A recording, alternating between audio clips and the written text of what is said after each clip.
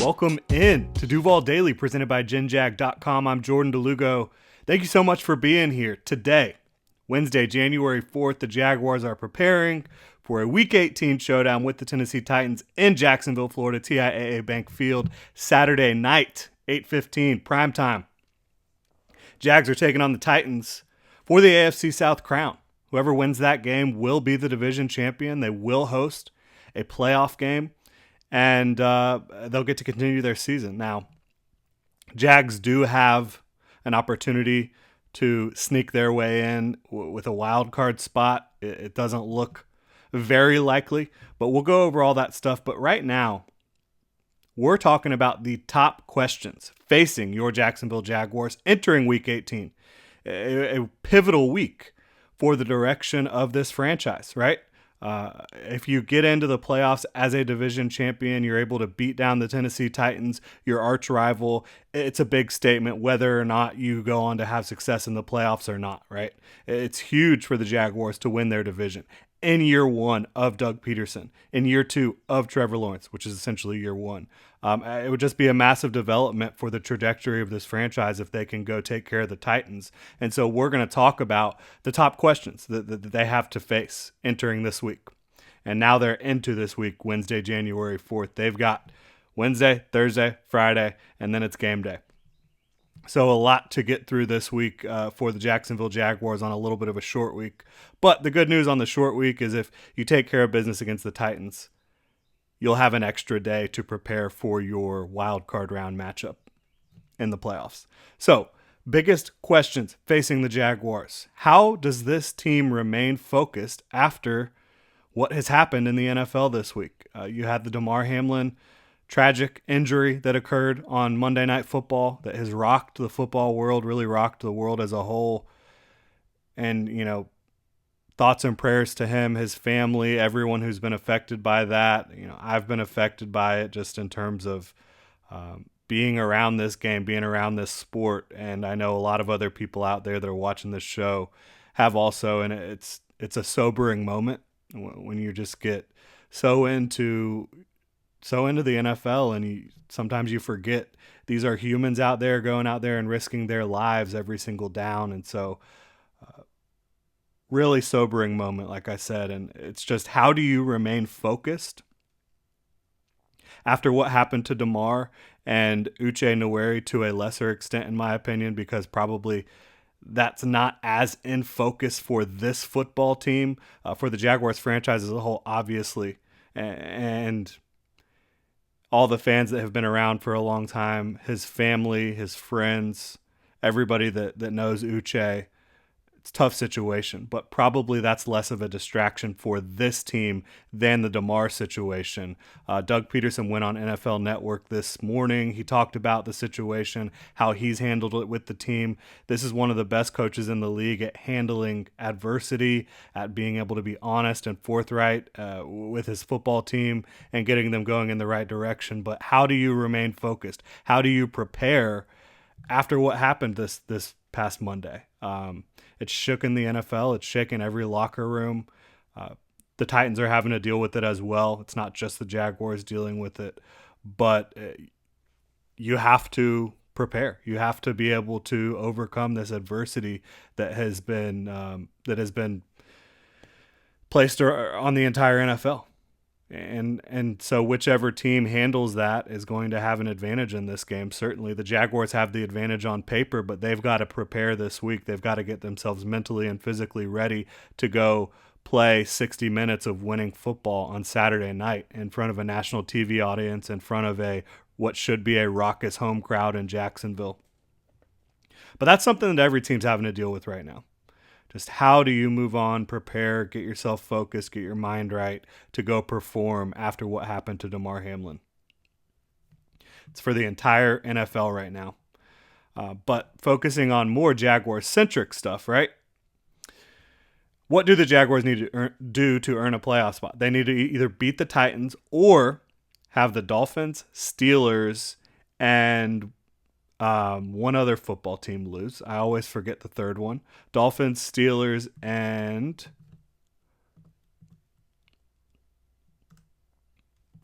I just got to pull it up. Sorry, y'all. Sometimes it happens.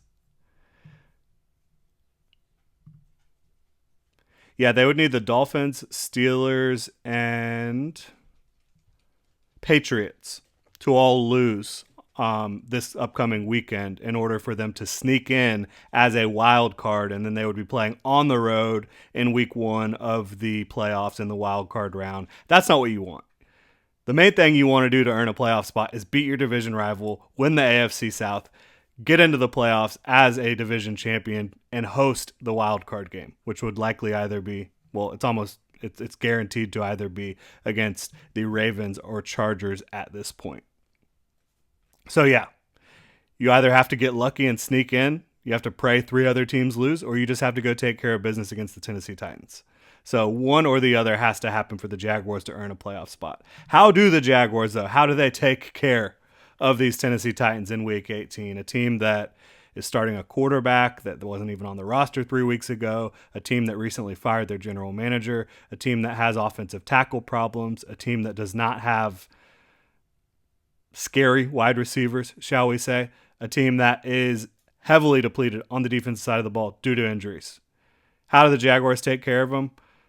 It starts with stopping Derrick Henry. Really starts and ends with stopping Derrick Henry, in my opinion. Obviously, you need to handle your business on special teams, what the Jaguars have been doing at a really high level lately when you talk about their coverage units, Logan Cook punting the ball, Riley Patterson kicking the ball, and, of course, Jamal Agnew is your main returner. The special teams has been quality lately. The Jaguars' offense has been high quality lately, but can you stop a well-rested Derrick Henry? Derrick Henry did not play in Week 17. The Titans rested a lot of their players. They just wanted to go and prepare to get ready for this AFC South Championship game. So Derrick Henry is going to be well-rested. Can you stop a well-rested Derrick Henry? In my opinion, the Jaguars should be able to. They kind of showed a blueprint for doing that last time they played the Titans, after the first quarter.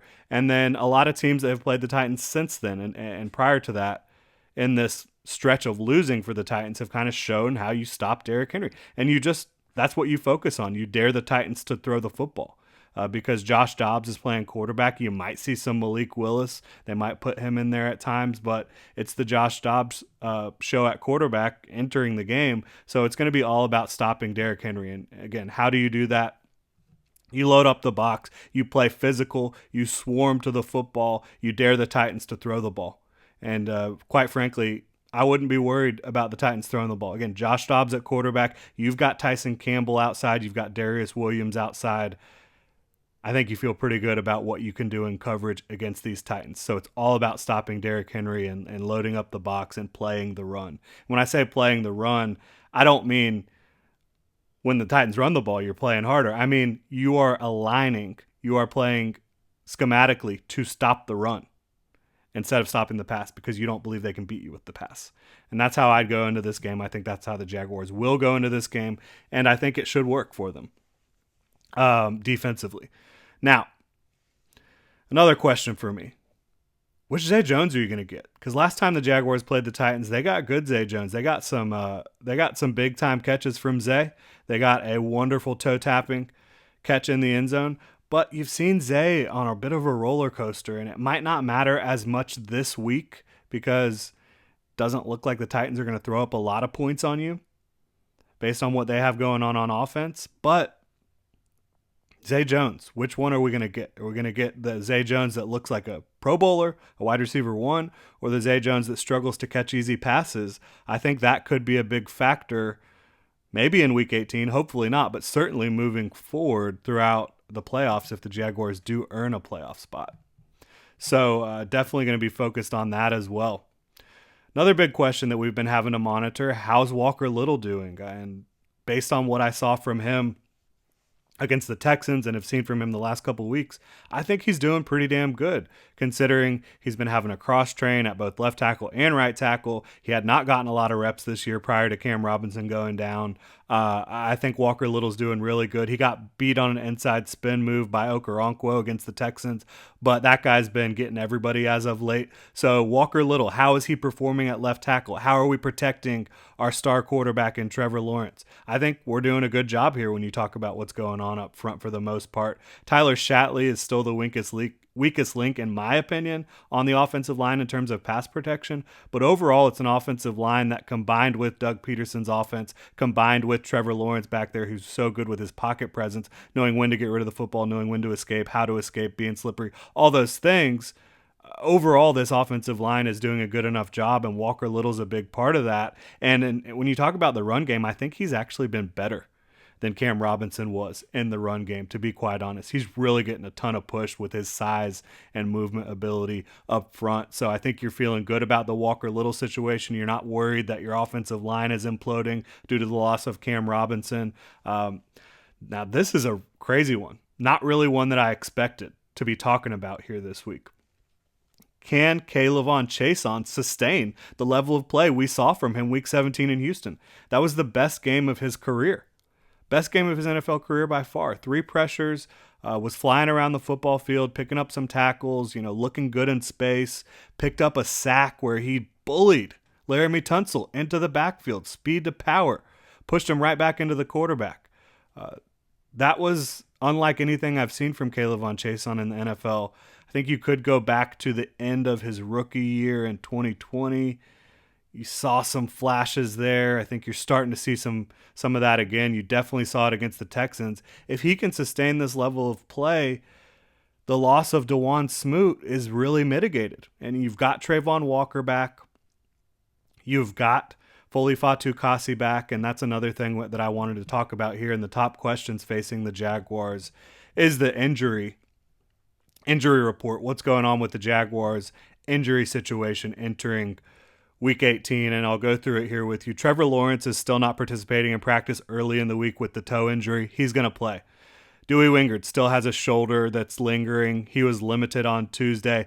I really think he's going to play as well. Trayvon Walker and Foley Fatukasi both still dealing with those lingering ankle issues, but they played last week, and they're limited in practice right now. Looks like they'll probably play. Brandon Sheriff did not participate in practice. Abdomen and ankle issues that he's been fighting through for weeks. He's going to play based on his comments yesterday. I don't see any question in that. So then you've also got Ross Matisic, the Jaguars starting long snapper. He's been dealing with some back spasms. He didn't participate in practice on Tuesday. Will he play? He played last week. I think it's likely he'll play this week as well. And then finally, Rayshawn Jenkins is the only new injury, I believe, with the shoulder. He was limited in practice on Tuesday. So again, this is another guy that this is a do or die game, win or go home game. I expect all these guys to be able to play for the Jaguars. So how are they doing on the injury? On the injury report, how are they doing in the injury department? Pretty good, all things considered. I think that this is going to be a team close to full strength in terms of players on the active roster. Of course, you've got some guys on IR, Cam Robinson, DeJuan Smoot, Shaq Griffin, right? But overall, I think you're going to be in pretty good shape here when it comes to health entering Week 18 and, again, the AFC South Championship game. So, final question that I really am interested in here. How are Devin Lloyd and Chad Muma playing? These two rookie linebackers, they've played a lot of football this year for the Jaguars, and Devin Lloyd started off really hot for the Jags, kind of trickled off. I think a lot of it has to do with missing training camp, with just the speed of the NFL. His reactions are just a little bit slow at times, but I think over the last 2 weeks, he has shown improvement. And I think Chad Muma had a heck of a game against the Houston Texans when he was in the game. If it was up to me right now, who do I want playing more next to Foye Oluokun, who's playing amazing football? I would rather have Chad Muma playing a little bit more than Devin Lloyd right now. Devin Lloyd does give you the opportunity to create turnovers. He's forced 4 turnovers in his rookie season, maybe 5 actually, and he should have another one that was called back due to a silly penalty. But he's a playmaker, no doubt about it. I think Chad Muma just gives you a little bit more consistency from down to down, especially against the run. And I think he's just playing, again, with a little bit more awareness, a little bit more anticipation, playing a little bit smarter and faster than Devin Lloyd is right now. But I think you'll see a mix of both of those guys, and I think they're both moving in the right direction. So that's good news for the Jaguars, because while you don't feel super scared about what maybe the Titans can do to test Devin Lloyd and Chad Muma. You do feel scared about, like, once you get into the playoffs, are those guys going to be a liability for you at all? Are teams going to try to attack your rookie linebackers? They probably will in the passing game. So just something to keep an eye on. Overall, the biggest question goes back to the first question, though. It's remaining focused. It's preparing yourself for winning football. Having one less day to get ready for this game, having the distractions and adversity that the NFL is facing with Damar Hamlin, and again, thoughts and prayers to him and his family and his friends and teammates. But it's handling that, because honestly, on paper, these two teams are in much different places when you talk about the Jaguars and Titans. The Jaguars have won 4 straight. They've won 6 out of their last 8 games. The Titans have lost 6 straight games. They don't have a quality quarterback. They do not have quality offensive tackle play. They don't have dangerous receivers. They don't have a defense that has health. Their defense is heavily depleted with injuries. I'm talking like it's bad there when you look at all the different guys on IR for the Titans on the defensive side of the ball. The Jaguars are the better football team. It comes down to mental preparation and focus throughout this week, and it comes down to playing physical and swarming Derrick Henry. And if the Jaguars can do both of those things, I don't think you're going to be too worried about this one.